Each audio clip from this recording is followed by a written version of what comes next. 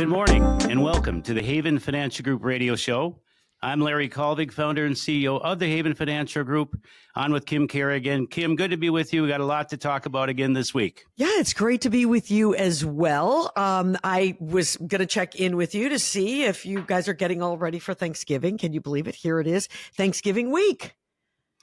It's hard to believe that we're going to be coming into Thanksgiving week. Am I getting ready as I ever will get ready, which doesn't take much.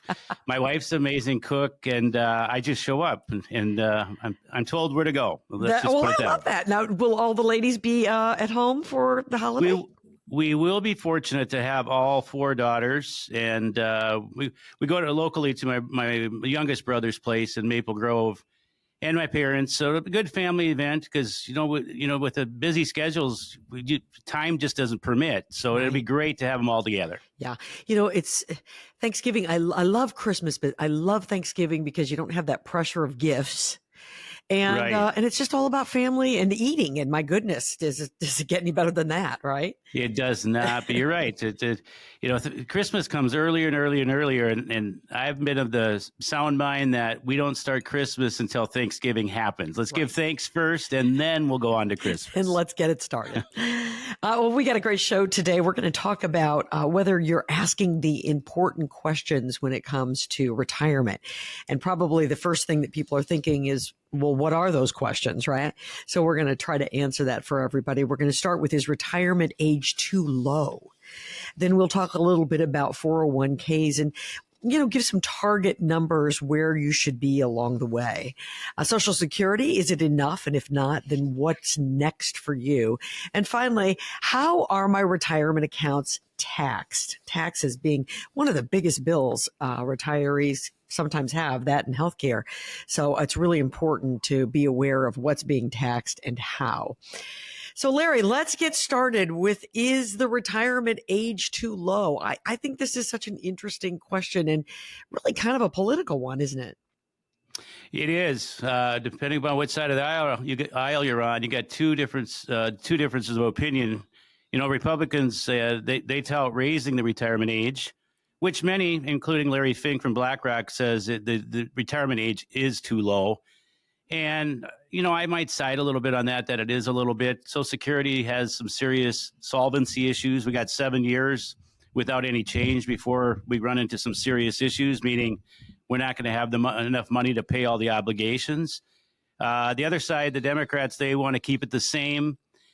Congress may eventually come to a happy medium, but something is going to have to give, because I just mentioned 7 years, we have an insolvency problem. So what are some of the reforms that they're talking about? None of these are going to make you or I or the public excited or happy, because we've been paying in our whole life. We all want something back. I get it, for sure. But some of the ways they're talking about, well, let's just tax all of your income. And that's a possibility. They could change the Social Security formula. Now, we're not going to get into the weeds of what that Social Security formula looks like. My joke is, I'm sure they would consult with us first. Highly doubtful. I'm not sure you had to even say that was a joke. I think we would have all picked up on it. Right. So they could change the formula. One that really gets people up in arms is, if you've done a good job saving for retirement or saving for Social Security, saving for retirement on your own, you've been a great saver, then you're not going to get Social Security, which is means testing, which I think is flat out mean. Right. See, we're not going to like any of these changes, but something is going to have to give, because back in 1935, when Social Security was really signed into law by Roosevelt, it was designed to be really a 2-year window of collecting income. Women's life expectancy was somewhere between 65 to 67. Men's was like 63 to 66. You could collect at age 65. So you could say Social Security was designed for a 2-year window. Fast forward to 2025, 10 years, 20 years, even a 30-year window. I think a few years ago at Haven Financial Group, I was curious to see how many of our clients had been collecting for 30 plus years. And at that time, we had 9 of them. 30 years of collecting Social Security. Really? It's a big number. Yeah. And therefore, something is going to have to give. And Again, none of us are going to like it, but Yeah. something has to happen. Yeah, absolutely. It's really interesting if you just talking about those, life expectancy numbers when Social Security came to be and changing the retirement age. I mean, we are all much healthier and living much longer lives. So it really does sort of make sense that we need to start to push this back a bit, right?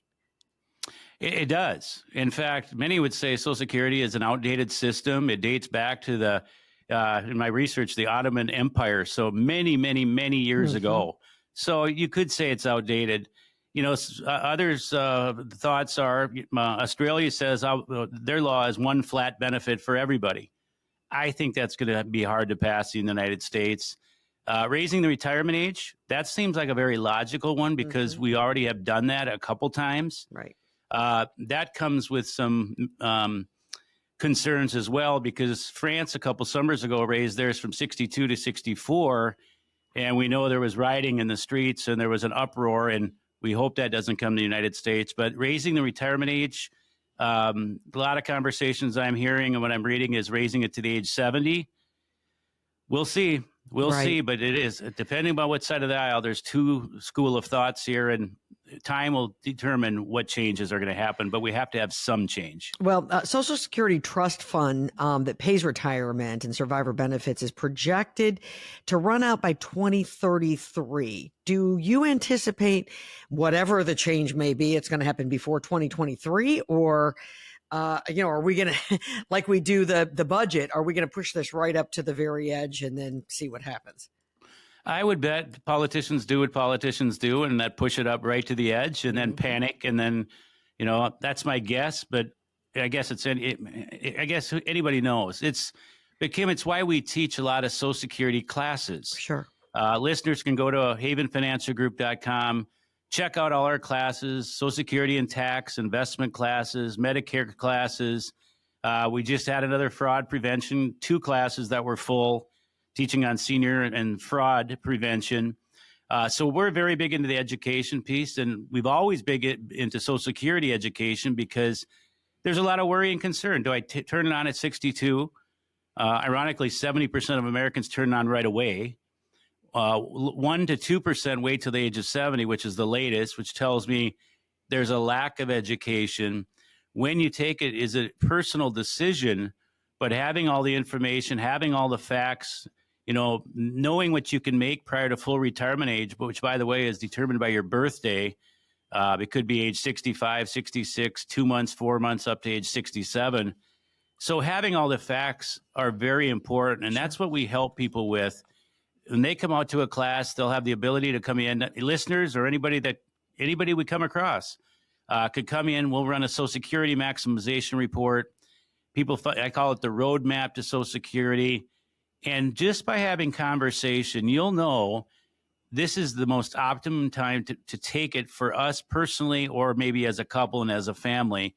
And that's the root of it. That's how you make good, educated decisions. Sure, absolutely. So what I hear you saying, Larry, is that for people who are listening right now and they're not sure exactly when it would be most beneficial for them to turn on their Social Security, maybe they're approaching it, maybe they're 60 right now, late 50s, and they're trying to set forth a plan. A great way to do that would be, number one, attend one of the seminars and learn more about Social Security. And then call the folks at Haven Financial Group and sit down, and you can actually put together a customized Social Security plan that's best for your life. What's right for your brother, right for your neighbor, is probably not right for you, or most likely wouldn't be. Yeah, I mean, I hear it all the time. Well, I just thought everybody turned it on at 62. Well, my best friend did, so why wouldn't I? And there's all kinds of variables. Are you working? Are you not working? How much can I make? Do you need the money? Do you have longevity in your family? The surviving spouse consideration.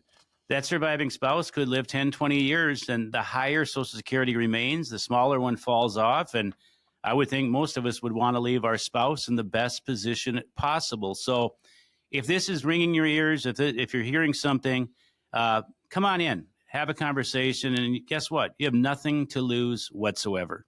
612-504-8400. That's where you start. You give them a call at Haven Financial Group. Tell them you heard us here on the radio and you'd like to talk about a Social Security plan, as well as maybe putting together a retirement portfolio and so many other things. Again, that number is 612-504-8400. Set up that appointment now.